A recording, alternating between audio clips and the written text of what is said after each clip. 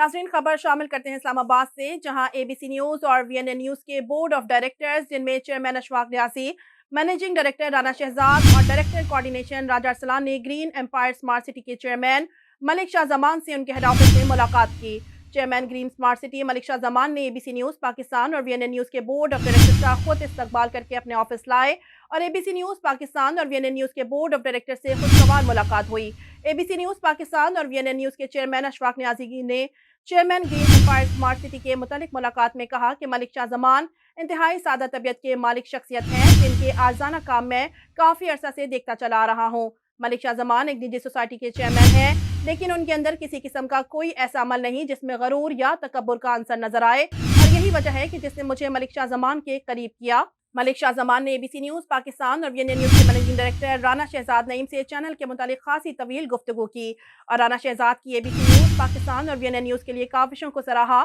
ملک شاہ زمان کا کہنا تھا کہ راجہ ارسلان جیسی شخصیت کا اے بی سی نیوز اور وی این اے نیوز کی ٹیم میں شامل ہونا انتہائی خوش آئند بات ہے اور راجہ ارسلان دونوں چینلز کے لیے انتہائی کارآمد اور مفید ثابت ہوں گے۔ اے بی سی نیوز پاکستان اور وی این اے نیوز کے بورڈ آف ڈائریکٹرز کی یہ ملاقات میں چینلز کے متعلق اور گرین ایمپائر اسمارٹ سٹی کے متعلق کئی امور پر تبادلہ خیال کیا گیا۔